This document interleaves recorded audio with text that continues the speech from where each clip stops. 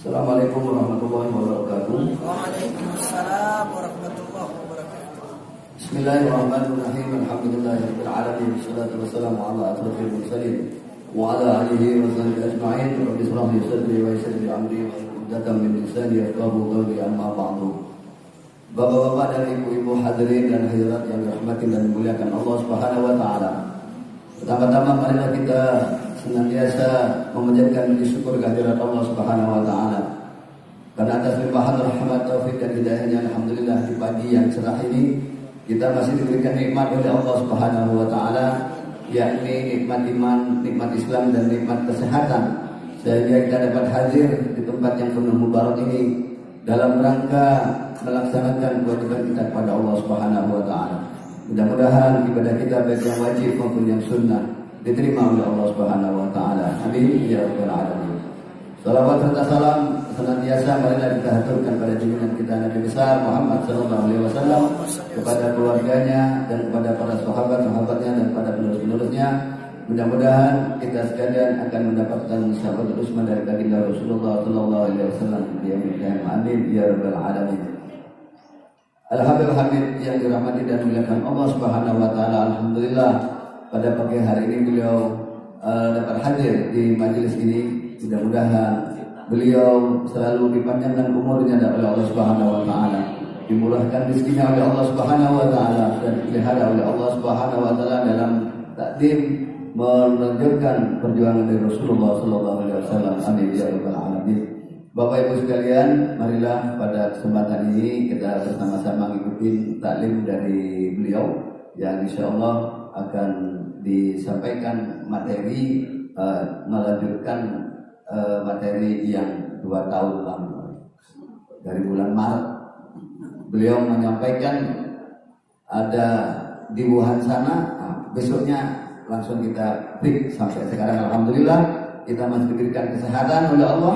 Namun demikian ada beberapa saudara kita yang mendahului kita, yang tahun lalu bersama-sama kita di sini. Alhamdulillah beliau sudah dipanggil duluan oleh Allah Subhanahu wa taala. Mudah-mudahan beliau diampuni segala dosanya, diterima amal ibadahnya, serta diluaskan dan diterangkan alam kuburnya oleh Allah Subhanahu wa taala. Amin ya rabbal alamin. Akhirnya marilah kita ikuti kegiatan ini bersama-sama dengan seksama. Kami persilahkan Habib dengan Habib. Ibu-ibu, bapak-bapak, pegang bukunya dan tasnya. Mari kita berdiri, ya, berdiri bersama-sama. Maju ke depan Pak, ke saf yang kedua. Ya, ibu juga. Siap yang duduk pinggir. Ya silakan Pak, maju ke depan. Ya, digerakkan badannya. Ya, agak dekat jadi taklimnya biar enak gitu. Jika mau nanya nanti biar jelas. Ya, ya Nabi salam alaika, ya Rasul salam alaika, ya Habib salam alaika.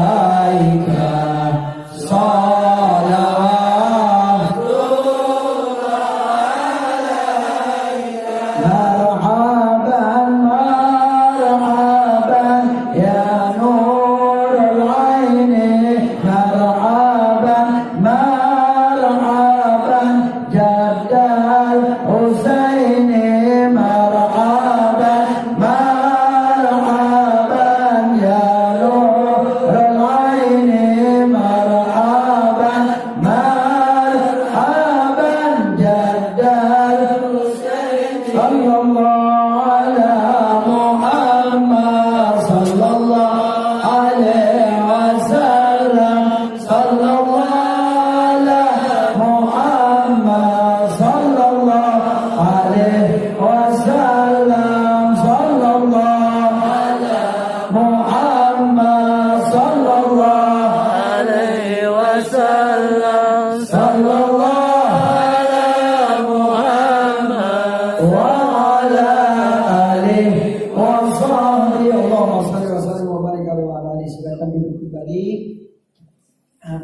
Ngaji deket begini kan enak. Ini yang mau nanya apa jelas ya nantinya. Saya buka. Bismillahirrahmanirrahim. Assalamualaikum warahmatullahi wabarakatuh.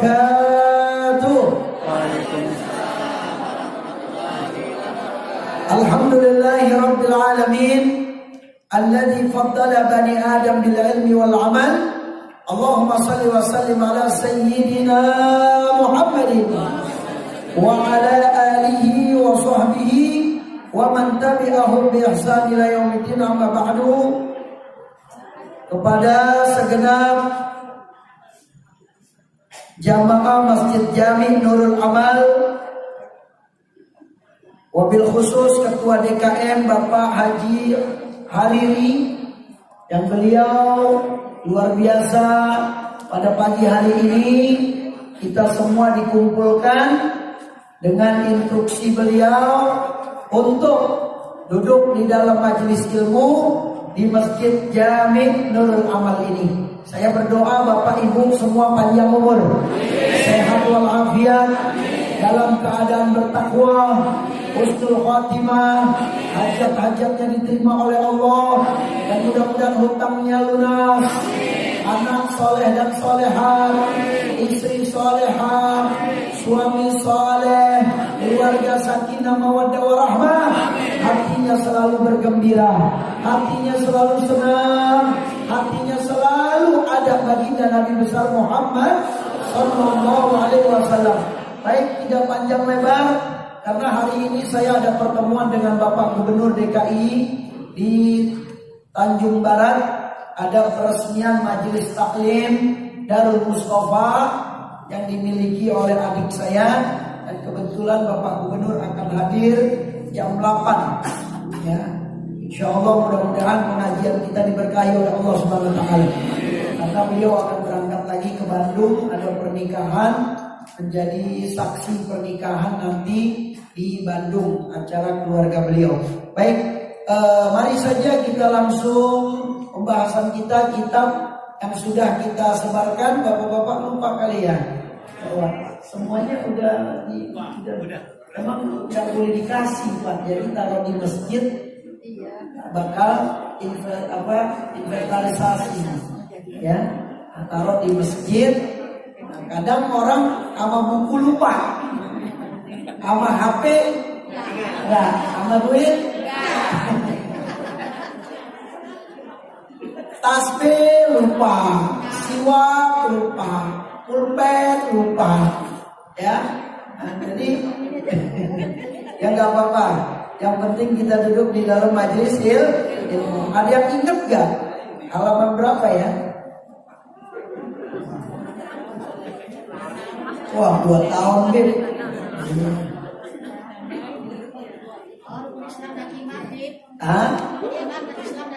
Rukun Islam dan iman ya. Halaman 25 ya, silakan. Silakan dibuka halaman 25.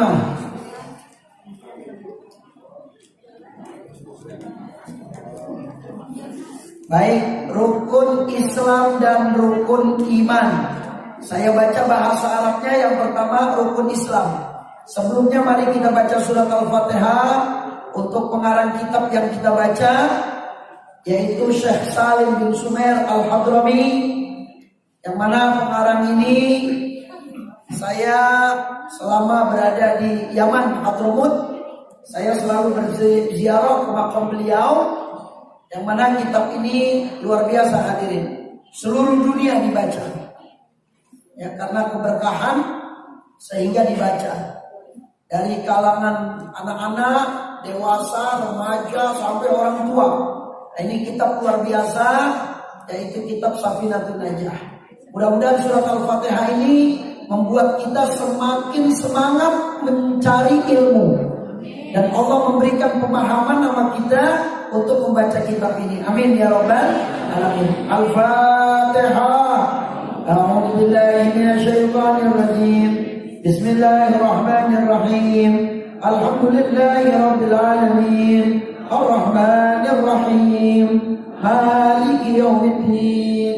Iyyaka na'budu wa iyyaka nasta'in. Ihdinas siratal mustaqim.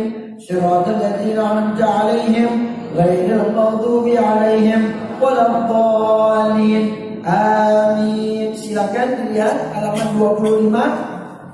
Bab 1 rukun Islam dan rukun iman. Yang pertama rukun Islam.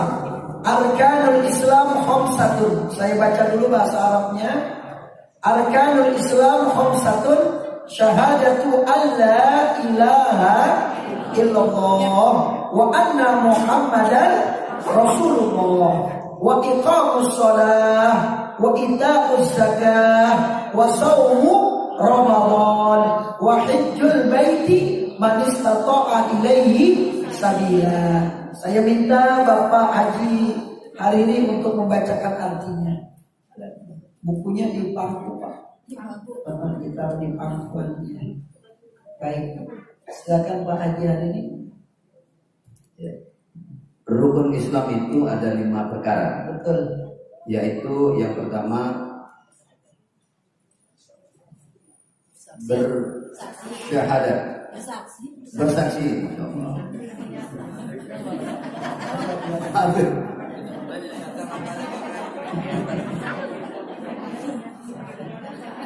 Bahwa tidak ada Tuhan yang berhak disembah kecuali Allah, dan Nabi Muhammad Sallallahu Alaihi Wasallam adalah utusan Allah.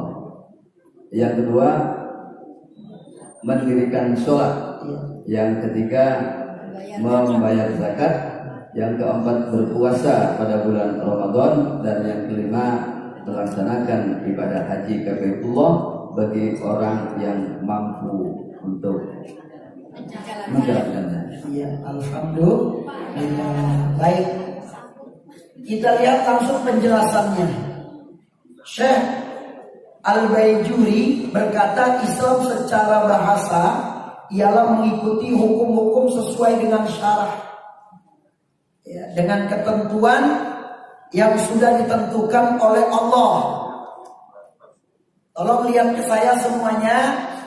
Ini patokan nih ya, 2. Jadi kalau Bapak Ibu memegang 2 ini udah cukup, artinya jelas secara Islam. Yang pertama, di dalam Islam itu ada yang dikatakan aslun, atau kata bahasa kita asli, bukan KW. Jadi asli. Nah, ini yang pertama, asli. Nah, dalam bahasa Arabnya aslun, bahasa kita asli. Yang kedua, ada yang namanya furu'. Furu' itu artinya cabang. Jadi ini patokan buat kita dalam beragama. Boleh kita berbeda, ya, tapi lihat perbedaannya. Yang pertama, apa tadi? Aslun, asli, ya. Nah, aslun ini artinya tuh dasar. Asli, dasar, murni. Kalau kita bangun ini masjid harus ada pondasinya. Gak bisa gak pakai pondasi, harus ada.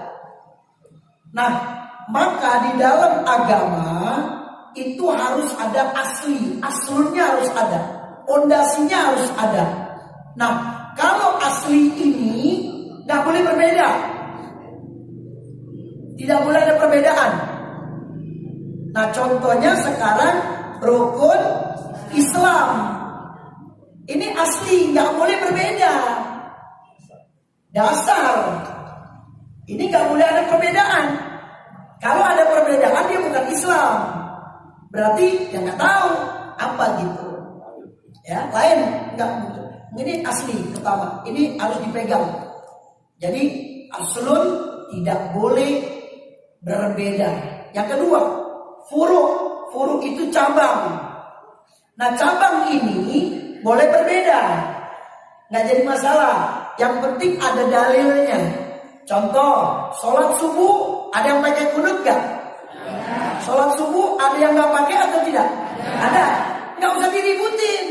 Yang ada kunut dia sah karena ada dalilnya.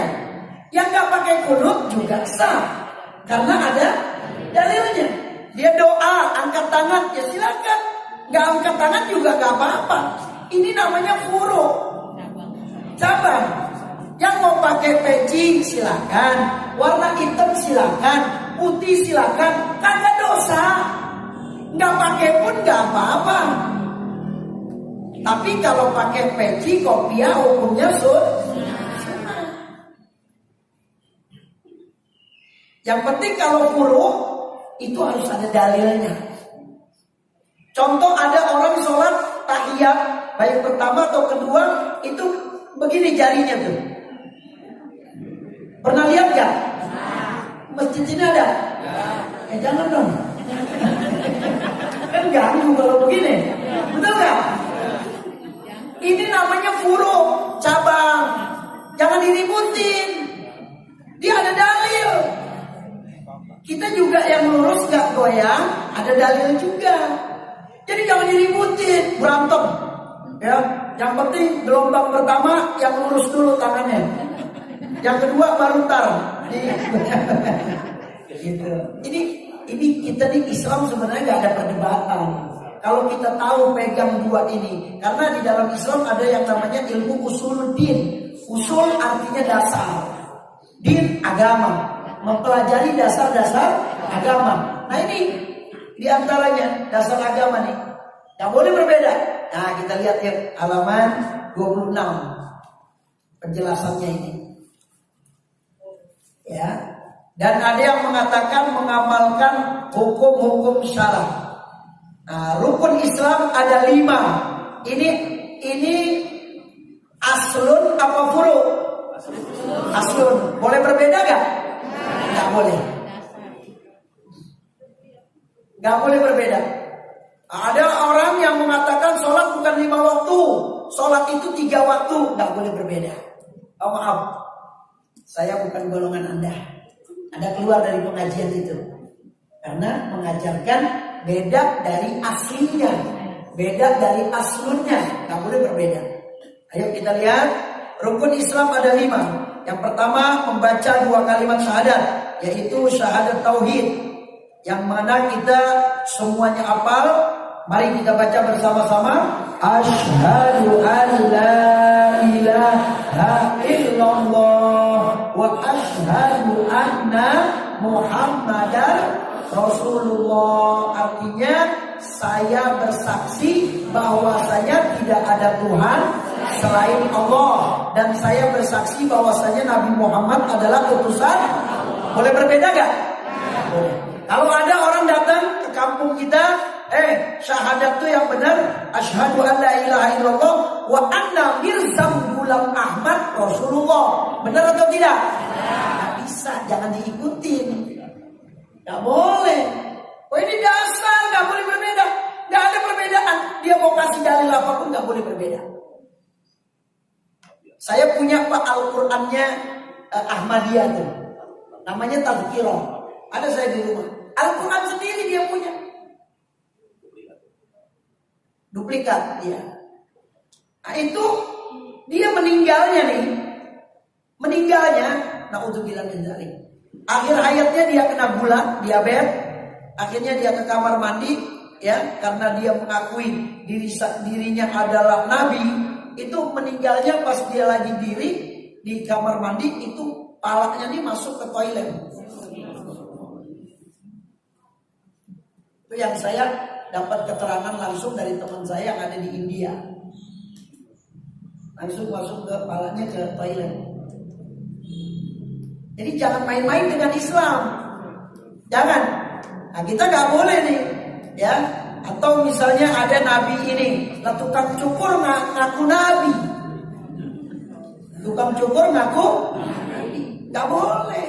Jadi kalau ada guru, ustadz, kiai, habib, siapapun mengajarkan beda syahadatnya, Anda keluar aja. Jangan Anda hina, Anda keluar aja. Keluar dari pengajian itu, jangan ikut. Siapapun dia, nggak boleh berbeda. Dari mana?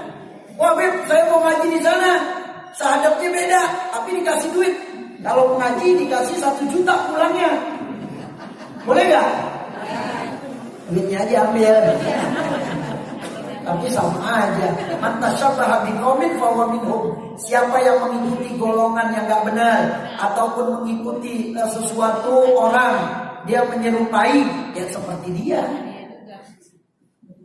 Kita ikutin orang baik, ya kita termasuk golongan orang baik. Kita mengikuti orang jahat, ya kita termasuk golongan jahat. Na'udzubillah min syahadat, enggak boleh beda.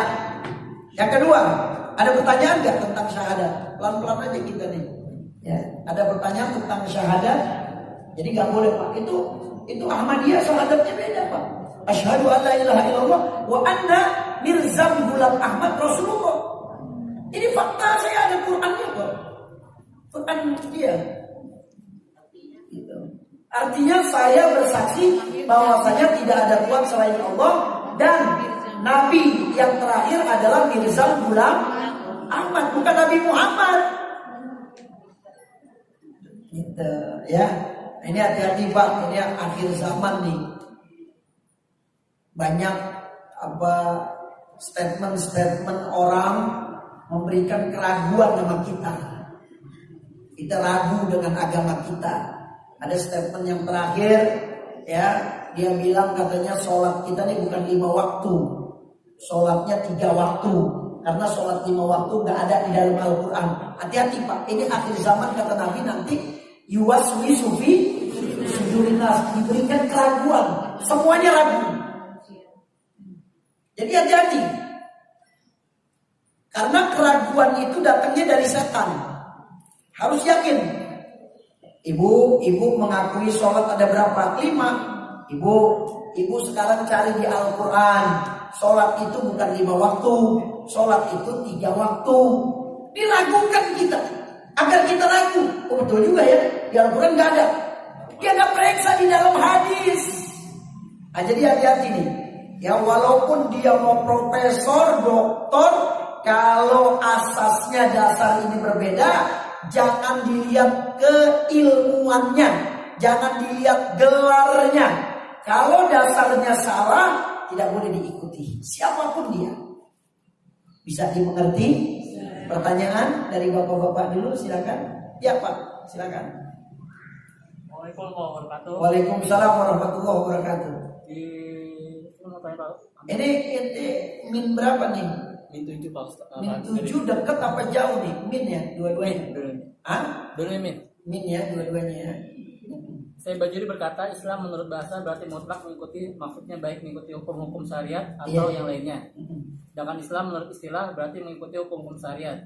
Tanya saya gini, yang lagi viral ada seseorang atau mungkin sebagian golongan mengatakan bahwa saya Islam tapi saya tidak mengikuti syariat. Yang pertama, yang kedua berkaitan dengan Indonesia, mayoritas kan Islam. Tapi kan Indonesia tidak menggunakan full syariat Islam. Bagaimana Pak Habib? Masih Assalamualaikum warahmatullahi wabarakatuh. Iya. Sekarang kalau Indonesia nggak dibilang negara Islam, kita dari kecil hadirin sudah dilatih oleh orang tua kita. Artinya begini, Islam ini harus dipegang oleh orang yang memeluk agama Islam.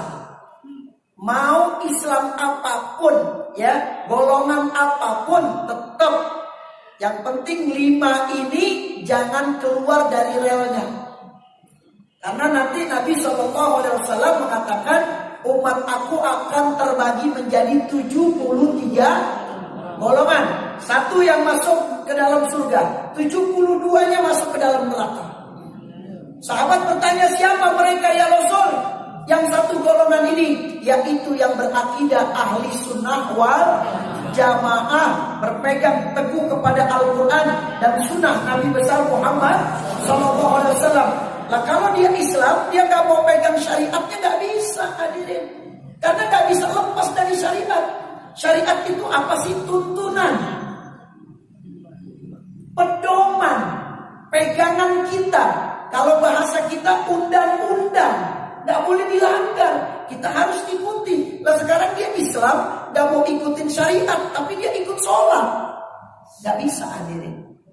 Nah sekarang saja di Australia, itu bank-bank yang di Australia mereka udah semua hampir 90% pakai bank syariah. Pakai bank syariah. Jadi mereka ini yang mempunyai pemahaman liberal berusaha bagaimana kalau mendengar syariat tuh seolah-olah ganas, menyeramkan, padahal tidak. Nah, istilah-istilah syariah ini akan dihilangkan oleh liberal, apa yang dia katakan bahwasanya semua agama itu sama. Gak bisa. Bagaimana bisa disamakan? Tuhan kita siapa? Allah. Apakah sama Tuhan kita dengan yang lain? Akhirnya ada orang tua pandangannya liberal, dia katakan semua agama sama. Akhirnya apa? Ayah, saya pengen nikah sama orang non-muslim. Ini terjadi. Dan tuh anak cerita sama saya. Beb, saya punya ayah, pemandangannya liberal. Artinya liberal ini bebas, semua agama baik. Lakum dinukum. Untukmu agamamu, untukku agamaku. Kita orang Islam gak boleh menghina agama apapun, gak boleh Pak. Selama Indonesia mengakui agama tersebut, tidak boleh mengganggu sedikit pun. Ini hati-hati nih. Jangan. Dia mau Kristen, Hindu, Buddha, Konghucu dan sebagainya.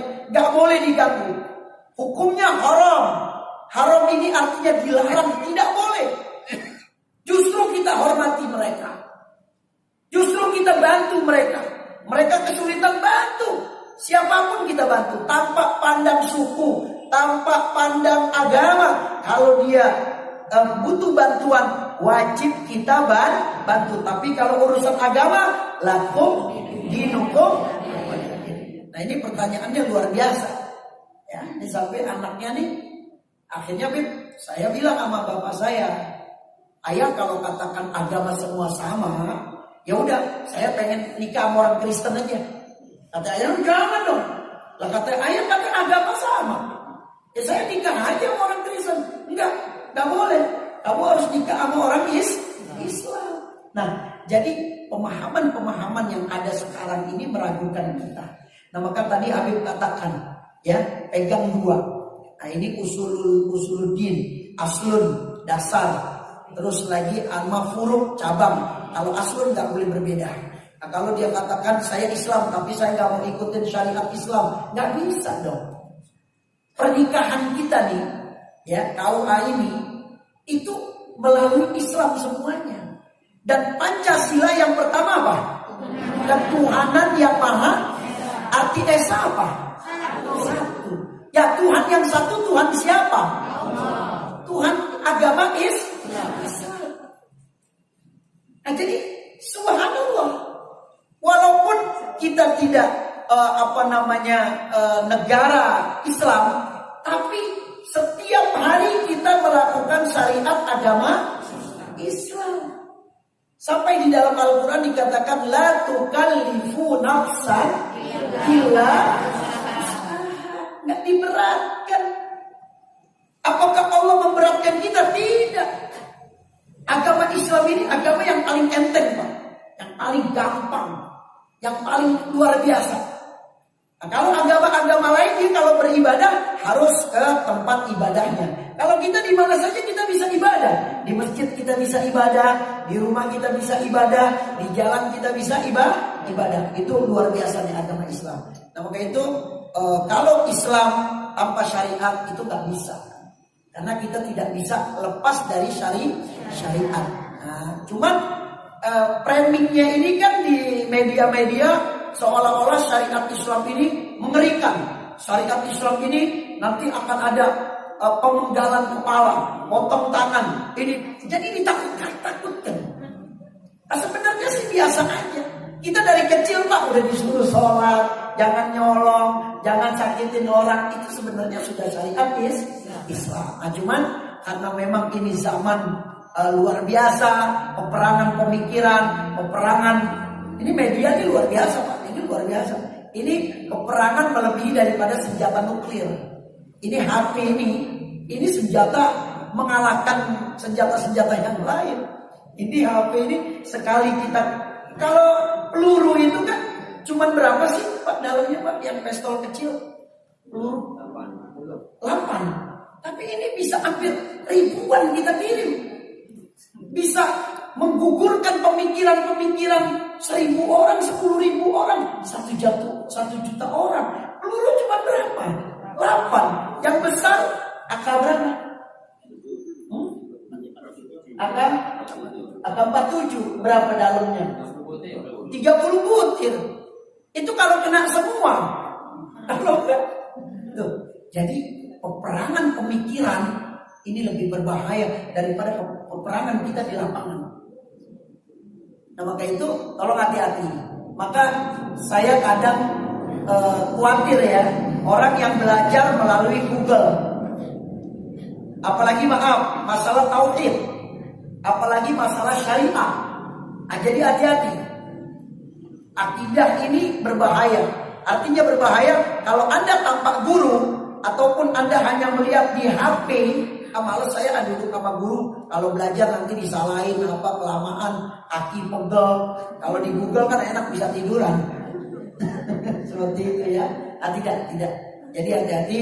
Mudah-mudahan insya Allah ini pertanyaannya sangat luar biasa. Jadi kita tidak bisa melepaskan syariat, gak bisa. Ya, artinya ini agama Islam dibawa oleh 9 wali songo, kita menjalankan dengan baik. Mau syariat Islam, mau tidak syariat Islam, kita setiap hari udah bangun tidur baca doa. 5 waktu kita laksanakan, puasa kita laksanakan. Itu sebenarnya kita ini udah di dalam kita ini udah ada syariat, udah ada. Tanpa adanya hukum Islam pun, tanpa negara Islam pun, kita sudah bersyariat dalam diri kita masing-masing. Baik, kita lanjutkan. Nah, ini pertanyaan nggak cukup nih, Masya Allah ya. Baik, yang kedua, melaksanakan sholat 5 waktu. Nah, tolong ini jangan bergeser kita. Maka saya sangat meragukan sekali, sangat menyayangkan sekali, sangat sedih sekali kalau ada orang yang hanya belajar melalui HP tanpa guru. Jadi nggak bisa. Belajar itu harus dengan guru. Habib, sekarang kan saya udah bisa mengerti ini bahasa Indonesia. Ya tapi harus dituntun oleh gurunya. Kalau hanya kita buku saja, baca semua orang bisa. Anak kecil bisa. Tapi untuk menguatkan akidah kita, apa bimbingan guru gak bisa. Karena ilmu itu berkahnya dengan bimbingan guru. Baik, sholat ada 5 waktu. Jangan berbeda nih. Jangan ikutin yang lain. Kalau ada habib, ustadz, kiai, profesor, doktor, siapapun dia mengajarkan Anda sholat bukan 5 waktu, mundur. Jangan hadir di dalam pengajiannya. Mundur dalam kajiannya. Jangan pernah hadir lagi di dalam kajiannya. Kenapa? Karena ini aslun, dasar, nggak boleh berbeda. Kalau berbeda dosa. Ya, yang pertama sholat zuhur, yang kedua sholat asar, yang ketiga maghrib, yang kelima isya, yang keempat isya, yang kelima subuh. Zuhur 4 rakaat. Jangan zuhur 2 rakaat. Itu bagi musafir. Zuhur 4, asar 4, maghrib 3, isya 4, subuh 2. Jangan berbeda, nggak boleh. Beb, orang tua saya ngajarin kalau isya katanya 2 rakaat. Wah, kasih tahu sama orang tuanya dari mana dalilnya 2 rakaat? Nggak ada. Ya. Ibadah yang paling utama adalah sholat 5 waktu yang dilaksanakan dengan seluruh anggota badan. Ada pertanyaan tentang sholat, silakan. Ibu-ibu, ada pertanyaan, silakan Bu. Ya, silakan. Assalamualaikum warahmatullahi wabarakatuh. Waalaikumsalam warahmatullahi wabarakatuh. Saya mau nanya masalah sholat subuh. Sholat subuh ya. Kalau kita sholat subuh kan pasti ada kunutnya, Habib. Ya, ada kunutnya sholat Kalau subuh. kita lupa dengan kunut bagaimana? Haruskah kita sholat subuh sahwi atau Iya. gimana? Baik, Habib, pertanyaan sholat subuh. Kalau sholat subuh kan kunut. Kunut dalam Imam Syafi'i, kalau dia lupa di dalam sholat, maka dianjurkan untuk sujud sahwi. Itu Imam Syafi'i. Loh kenapa Beb sholat subuh harus pakai kunut? Selama Nabi mendapatkan wahyu dari umur 40 sampai 63, setelah diteliti oleh Imam Syafi'i, itu Nabi 70% memakai kunut. 70%. 30-nya tidak. Jadi 70 setiap sholat subuh pakai kunut, 30 tidak. Nah, jadi kalau ada yang nggak pakai kunut ya nggak apa-apa. Ben, saya nggak pakai kunut. Perlu nggak saya sujud sahwi? Nggak usah, karena Anda nggak pakai kunut. Tapi kalau kita yang sering pakai kunut, kita dianjurkan sujud sahwi. Beb, saya sujud sahwi lupa. Ya udah, berarti mobil nggak ada remnya, belum. Gitu. Batal gak Beb? Nggak batal. Sah sholatnya. Ya, cuman kita dianjurkan sujud sahwi. Ada pertanyaan Bapak tentang sholat? Silakan. Nggak apa-apa, ibu-ibu nggak apa-apa yang mau nanya. Bapak juga nggak apa-apa. Pak Haji Halili mau bertanya? Belum. Ada pertanyaan lagi yang lain? Ya. Ini sholat hati-hati. Ini ibadah yang paling mulia. 50 waktu peristiwa Isra wal Mi'raj dikurangin 40, dikurangin lagi sampai 5 waktu. Jadi seolah-olah ini hukum yang ngatur Nabi. Jadi seolah-olah ini hukum yang keadaan semuanya adalah yang mengatur Nabi. Dan Allah ridho dengan aturan itu. Anda coba bayangkan, ini kita bisa bayangkan 50 dikurangi menjadi 5. Beberapa kali mundar mandir balik, ya Allah kurangin, umat aku umatan dhaifatan, umat aku umat yang lemah. Tolong ya Allah kurangin jadi 5 waktu. Nah udah dikurangin 5 waktu, sekarang pada males. Coba kalau dulu Nabi nggak minta dikurangin, ya Allah 50 waktu, baru duduk sebentar ngobrol azan, baru pengantenan azan, baru masuk kamar sholat dulu, ya Allah, belum ngapa-ngapain ke sholat lagi. Tuh, bersyukur kepada Allah. Yang penting amanat saya, jangan tinggalkan sholat, jangan sama sekali. Anda punya anak sudah dewasa, sudah balik tidak sholat, Anda kena dosa. Setiap dia mau kemana-mana, nasihatin sholat. Dia di jalan telepon, assalamualaikum, waalaikumsalam. Nah, gimana sudah di jalan mah? Udah sholat asar belum? Belum mah. Coba kamu berhenti dulu, mampir dulu, sholat asar dulu ya. Keburu gak kalau sampai rumah? Gak keburu mah, ya udah sholat di jalan. Gak apa-apa. Kamu agak kemalaman gak apa-apa, yang penting kamu sudah melaksanakan sholat asar. Coba Bu, tolong tanamkan ini sholat. Karena ini sholat ini permintaan Allah. Allah minta 50 waktu, tapi dikasih 5 waktu. Dan ini adalah cara kita bertemu dengan Allah. Jadi ketika Anda sholat, Bapak Ibu, pemuda-pemudi anak-anak sholat, ketika Anda mengatakan Allahu Akbar, ketika itu Allah sedang memeluk kita. Ketika itu Allah sedang sayang sama kita. Ketika itu Allah sedang memandang Anda dengan pandangan yang begitu dekat. Tidak ada pandangan Allah yang paling dekat ketika Anda sholat 5 waktu. Maka jangan kita akhirkan sholat kita, nggak boleh. Ya, ini sholat penting sekali. Paksakan, nggak bisa. Aduh kesian anak saya, aduh begini, nggak bisa. Ini Islam, nggak pernah, nggak memberatkan sama sekali, tidak memberatkan sama sekali. Orang yang menjaga sholat 5 waktu, insya Allah jaminannya surga oleh Allah Subhanahu Wa Taala. Ya. Ya, jangan sampai Anda punya istri nggak sholat, ya Allah nasihati. Jangan sampai nggak sholat. Ngapain saya sholat? Itu orang-orang yang bukan Islam pada kagak sholat, hidupnya kaya. Maaf, kita sholat bukan untuk jadi orang kaya. Kita sholat itu adalah perintah Allah. Kalau sholat untuk menjadikan kita kaya, buat apa Allah perintahkan kita untuk sholat? Pasti Allah perintahkan cari duit yang banyak. Bukan perintahnya sholat.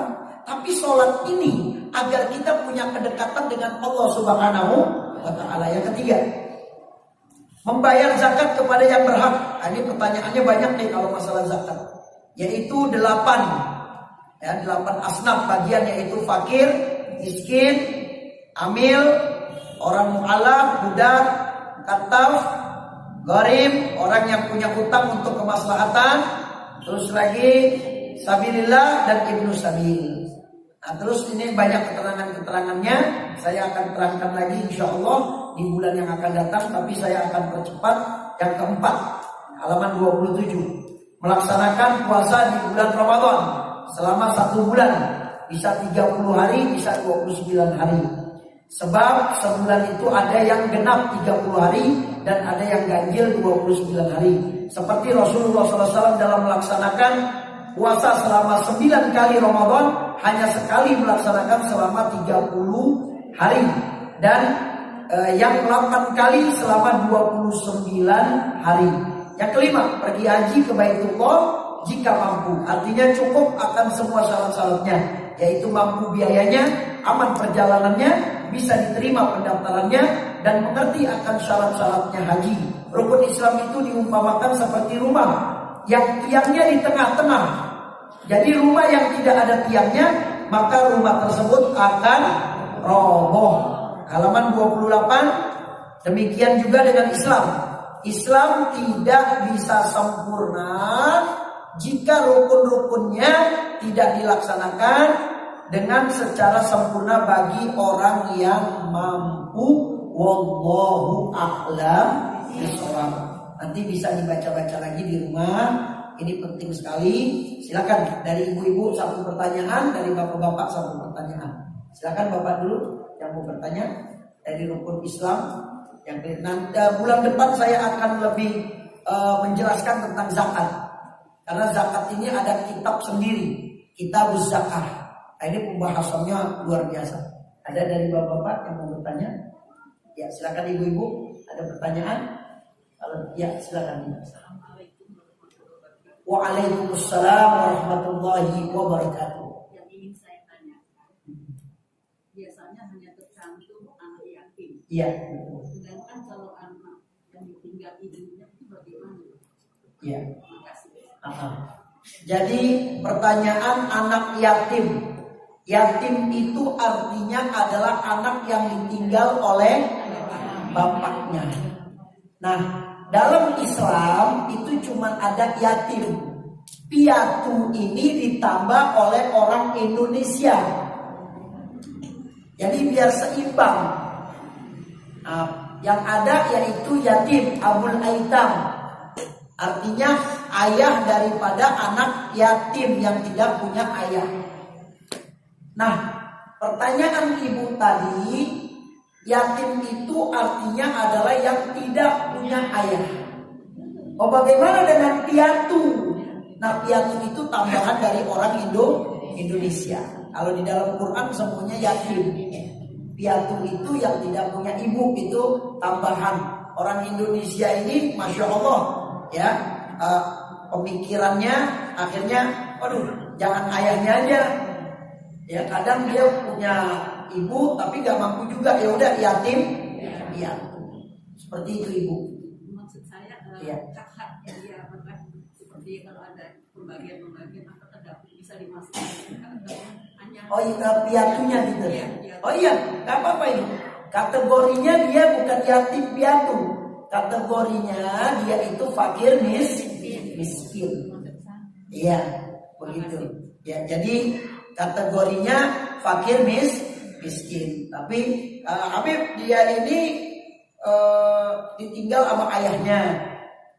ayahnya udah meninggal, tapi ibunya sudah menikah. Udah menikah lagi. Apakah dia dikategorikan yatim? Tidak. Karena ibunya sudah menikah. Jatuhnya yaitu fakir miskin. Boleh dapat zakat. Ya, boleh dapat zakat. Tidak mampu, jatuhnya du'afa. Orang yang tidak mampu. Bukan yatim piatu lagi. Karena istrinya atau ibunya sudah menikah lagi. Nah, itu harus didata lagi anak yatim piatu. Tanya dulu, ibu kamu udah nikah lagi atau belum? Udah. Ya. Nah, yang nanya kebetulan belum nikah. Ibu kamu udah nikah atau belum? Belum. Oh, belum nikah. Ya udah nikah. Apa yang bertanya? Ya. Nah, itu jodoh ini di tangan Allah. Sekian dari saya. Terima kasih banyak. Mari kita baca surat Al-Fatihah. Mudah-mudahan insya Allah kita selalu bisa mendapatkan ilmu, khususnya ilmu yang benar-benar yang berdasarkan Al-Quran dan Sunnah Nabi Muhammad SAW. Al-Fatihah. A'udzu billahi minasy syaithanir rajim. Bismillahirrahmanirrahim. Alhamdulillahi rabbil alamin. Ar-Rahmanir Rahim. Maliki yaumiddin. Iyyaka na'budu wa iyyaka nasta'in. Ihdinas siratal mustaqim. Siratal ladzina an'amta 'alaihim ghairil maghdubi 'alaihim waladdallin. Amin. Sekian dari saya. Saya minta maaf apabila ada keterangan-keterangan yang belum jelas. Insya Allah kita akan lanjutkan kembali di bulan yang akan datang. Dan kalau memang tidak puas ingin bertanya juga, silakan tanya nomor HP saya dengan Ketua DKM kita, Ayahanda Bapak Haji Hariri, atau dengan Mas Haikal. Bisa bertanya nomor HP saya dengan beliau. Terima kasih banyak karena saya ada acara lagi. Ya, saya lihat di status sudah hadir Bapak Gubernurnya dekat di sini di Tanjung Barat di Ranco, ya, di belakang kejaksaan. Nah, ada kejaksaan di belakangnya persis.